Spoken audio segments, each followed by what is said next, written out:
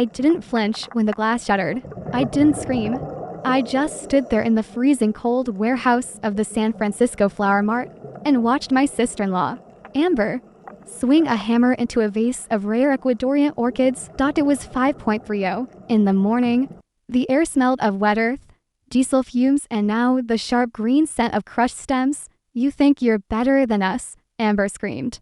Her face twisted and ugly under the harsh industrial lights.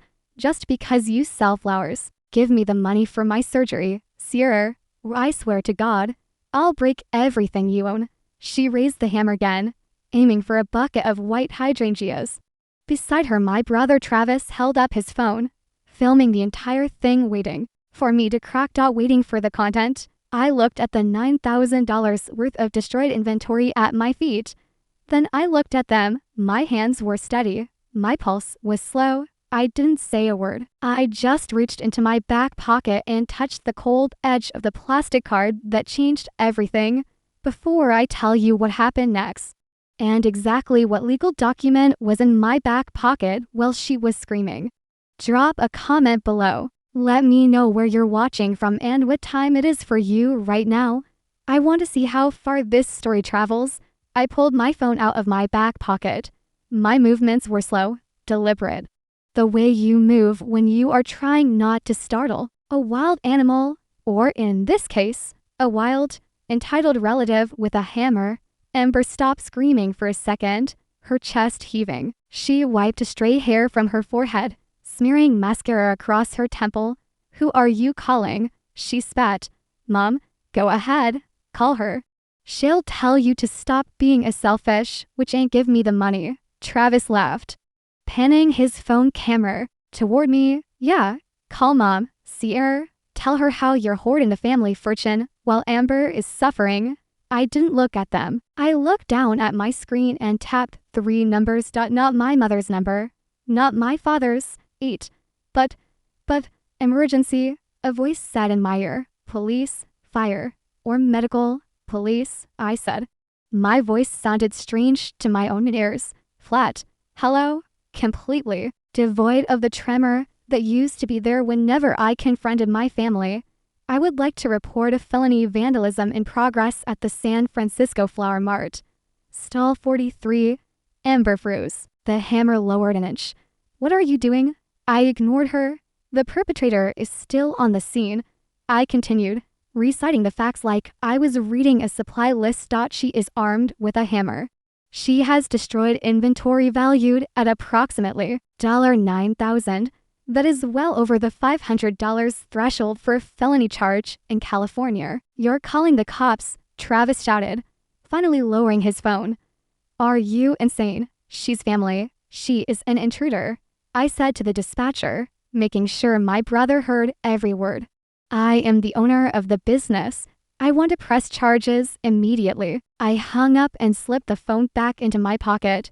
The silence in the warehouse was heavy, broken only by the distant hum of forklifts. Amber looked at me, her eyes wide, searching my face for the bluff. She was waiting for me to crack to say, "Just kidding," to apologize for scaring her. That's what the old Sierra would have done. The old Sierra would have paid the $28,000 just to make the screaming stop. But the old Sierra wasn't here. She had been smashed into pieces alongside the orchids on the concrete floor. "You're bluffing," Amber sneered, though her voice wavered. "You wouldn't arrest your brother's wife. Mom would kill you. The police are 3 minutes away," I said. "I suggest you put down the hammer." Panic flickered in her eyes. She dropped the hammer. It clattered loudly on the concrete and grabbed her purse. "Let's go, Travis. He's crazy. We're leaving." She turned toward the loading dock exit, her heels clicking fast on the cement. I didn't run. I simply walked over to the heavy steel hand truck we used for hauling 50-gallon drums of water and rolled it in front of the door. I locked the wheels. "You're not going anywhere," I said. "Don't move it, Sierra," Travis yelled, stepping toward me. He looked big, threatening the way he always did when he wanted his way. "Get out of the way." I stood my ground. I was 5'4". But in that moment, I felt 10 feet tall. "You wanted content, Travis. You wanted a show. You're going to get one." The sirens started then, low at first, then growing louder, bouncing off the metal walls of the market. Blue and red lights flashed through the high windows, painting the crushed flowers on the floor in violent strobing colors. Other vendors were gathering now. Men and women I had worked alongside for 5 years. People who knew me, people who respected me. They stood in a circle, arms crossed, watching. When the officers walked in, Amber tried to turn on the tears. She wailed about a misunderstanding about family drama. But the police didn't look at her tears. They looked at the shattered glass. They looked at the hammer on the floor. And then they looked at me. Is this the woman? Ma'am, the officer asked. Yes, I said. Do you want to press charges? I looked at Amber. She was pleading now, mouthing the word please. I looked at Travis, who was glaring at me with pure hatred. Yes, I said. Felony vandalism. Take her away. Watching the handcuffs click around Amber's wrists was the coldest, most satisfying sound I had ever heard. As they marched her out past the rows of buckets filled with roses and lilies, I didn't feel guilty. I felt light. I sat in my private studio later that morning, the adrenaline finally starting to fade into a dull, throbbing ache behind my eyes. The silence here was different from the warehouse. It was clean. It smelled of eucalyptus and peace. Round my neck, I was still wearing the lanyard. I pulled it off and stared at the square of laminated plastic dangling from the clip. The wholesale badge. To most people, it looks like a simple ID card, a photo, a barcode, a magnetic strip. But to anyone in the San Francisco floral industry, this piece of plastic is gold. It is the keys to the kingdom. It took me 5 years to earn this. 5 years of waking up at 3 in the morning every single day while the rest of the world was warm and asleep. 5 years of standing in freezing cold industrial refrigerators, sorting through thousands of stems until my fingers were so numb I couldn't feel them. 5 years of thorns tearing my skin, of hauling 50-pound buckets of water, of negotiating with growers who looked at a 24-year-old girl and left. I didn't inherit this business. I didn't get a loan from my parents. I built it stem by stem, bucket by bucket. This badge was the proof that I belonged in that market. It was non-transferable. It was earned. But to my family, this badge didn't represent hard work. It didn't represent sacrifice. To them, it just represented access. It was a magic wand that I was supposed to wave whenever they wanted something pretty or expensive or free. I realized then, sitting in the quiet, that I had fallen into a trap, a psychological trap called normalized cruelty. It happens slowly when you are the capable one in the family, the one who works hard, the one who saves money, the one who solves problems. Your generosity stops being a gift. It becomes a utility. Like water coming out of a faucet, like electricity when you flip a switch. Nobody thanks the faucet for the water. They only get angry when it stops flowing. For years, I had taught them that I was a resource, not a person. I paid off Travis's $15,000 debt when his crypto investment crashed because my mother cried and said it would ruin his credit. I paid the mortgage on my parents' house for 5 years, secretly, because my father couldn't bear the shame of admitting he was broke. I bought the cars. I paid for the vacations they posted on Instagram.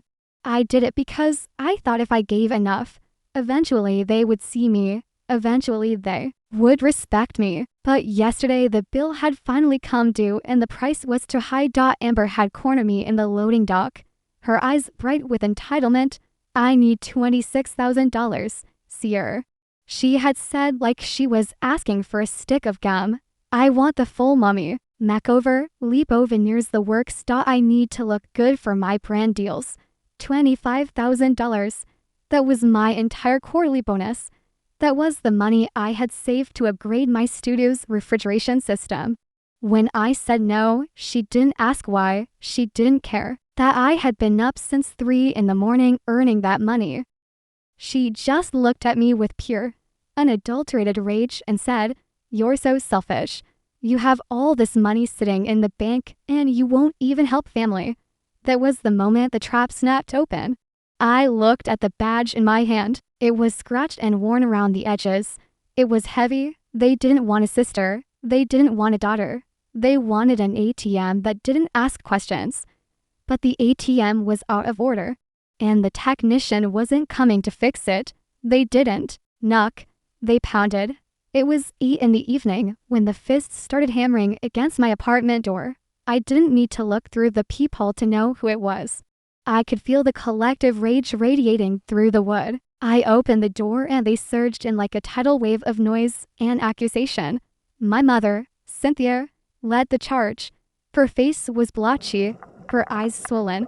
Behind her came my father, Gary, looking grim and authoritative, like a judge walking into a courtroom. Then Travis, and finally, Amber. She was out. She was wearing the same clothes she had been arrested in, her expensive blouse wrinkled, her mascara smeared into raccoon circles around her eyes. But she wasn't crying anymore. She was vibrating with malice. "You monster," my mother screamed, pushing past me into my living room. "You actually had her arrested. You put your brother's wife in a jail cell. She destroyed my property," I said calmly, closing the door. "She committed a felony." She was upset. My mother shrieked. "Family gets upset. Sierra, family fights. You don't call the police on family. You have ruined our name. Do you know who saw that? Everyone at the market. The gossip is going to be unbearable." That was it. Not "Are you okay?" Not "I'm sorry she threatened you with a hammer." Just the gossip. And guess who paid her bail? Travis sneered. Stepping forward, he held up a receipt. "You did." I looked at the slip of paper. He had used the emergency credit card I had given my parents 5 years ago for medical emergencies only. They had used my own money to bail out the woman who destroyed my livelihood. "Consider it a down payment on the pain and suffering you caused her," Travis said, tossing the receipt onto my coffee table. My father, Gary, cleared his throat. The room went silent. He walked over to my window, looked out at the city, and then turned to face me. He was playing the patriarch, the wise leader fixing a rebellious child. "Sierra," he said, his voice deep and disappointed. "This has gone too far. You are clearly unstable. You've let this little flower business go to your head and now you're hurting people. You're out of control." "I'm out of control?" I asked. "Amber smashed $9,000 worth of orchids because I wouldn't pay for her liposuction. It's not about the flowers," he snapped. "It's about loyalty. And since you clearly don't understand that, we are going to have to make some changes." He reached into his jacket pocket and pulled out a folded document. He slapped it onto the table next to the bail receipt. "This is a lease transfer agreement," he said, "for the stall at the market." I stared at the paper. "What? You're going to sign the stall over to Travis?" My father stated as if he were ordering dinner. "He's the man of the family. He needs a steady income to support his wife, especially after the trauma you just put her through. You've proven you're too emotional to handle the pressure. Travis will run the business from now on. You can work for him maybe if you apologize. It's family property anyway." My mother chimed in, nodding vigorously. "We loaned you that $500 to start up. That stall belongs to us." I looked at them. I looked at the $500 they mentioned, a loan I had paid back within 2 weeks with interest. I looked at Travis, who couldn't keep a goldfish alive, let alone a perishable inventory business. They weren't asking, they were demanding. They truly believed that my business, my sweat, my 5 years of freezing mornings belonged to them simply because I was their daughter. "You want the stall?" I asked quietly. "We're taking the stall," Travis said, crossing his arms. "Sign the paper. Sierra, make it right." I looked at the document. Then I looked at my father. "Hey," I said. I picked up the pen. It was a cheap ballpoint that Travis had probably stolen from a bank counter. But in that moment, it felt like a surgical instrument. "Good choice," my father said, his shoulders relaxing. "You'll thank us later. The stress was killing you anyway." I didn't look at him. I looked at the document. It was a standard lease transfer form for the San Francisco Flower Mart. It stated that the undersigned, me, was voluntarily transferring all rights and responsibilities for stall 42 to Travis Anderson. Rights and responsibilities. I read aloud. Just sign it. See error. Amber snapped from the corner. She was already mentally decorating the space, probably imagining neon signs and pink velvet chairs. Stop being dramatic. I signed. My signature was clean, sharp, and final. Then I reached into my pocket and pulled out a single silver key. It was the key to the roll-up metal door of the stall. Here, I said, sliding it across the coffee table. Travis snatched it up like it was the winning lottery ticket. He held it up to the light, grinning. Finally, he said, finally, this family is going to have some real leadership. I've got big plans for that place. We're going to pivot to crypto-backed floral and FTs. The margins will be huge. My mother clapped her hands. Oh, Travis, that sounds brilliant. Teasier. Your brother has vision. I stood up and walked to the hallway. Closet. I pulled out my personal tool bag, the one with my Japanese floral shears, my wire cutters, and my heavy-duty strippers. I slung it over my shoulder. Where are you going? My father asked. I'm leaving, I said. You have the stole, you have the business. You don't need me. Damn right we don't, Travis said, pocketing the key. As I walked to the door, I felt a strange, cold sense of amusement. It wasn't happiness. It was the satisfaction of watching someone steal a wallet that you know is empty. My family suffered from a specific kind of blindness. They believed owning the space meant owning the business. They saw the stall, the buckets, the location, and assumed the money came with it. But the San Francisco Flower Mart is a closed system. The lease they took on was a liability. $6,000 a month in rent, plus utilities and fees. The real asset was the wholesale badge. The badge is a personal license not tied to any stall. It requires years of audits, sponsorship, and approval. Without it, you can't buy a single stem. You're just standing in an expensive concrete box. The badge wasn't in the lease. It was in my tool bag. That night, I drove to a small warehouse I had already rented under my own name. I logged into the wholesaler system, placed orders, and redirected deliveries. While my brother had a key to a stall, I had access to the entire market. By morning, my warehouse was filling with flowers. At the same time, security flagged an unauthorized access attempt at stall 42. My brother and his wife had tried to enter the auction floor without a badge and were stopped cold. The lease meant nothing. The license was non-transferable. They couldn't buy inventory. They couldn't sell anything. Hours later, they found me. They demanded the badge. I refused. They accused me of setting them up. I told them the truth. They demanded the business without ever understanding how it worked. Then I handed my father an eviction notice. The house they lived in, the house they claimed as family property, was mine. I had saved it from foreclosure years earlier and let them stay rent-free. The arrangement was over. I closed the warehouse door and went back to work. 3 months later, my business is thriving. The stall was repossessed. My parents moved out. My sister-in-law's influencer career collapsed after her criminal charge. I didn't win by watching them fail.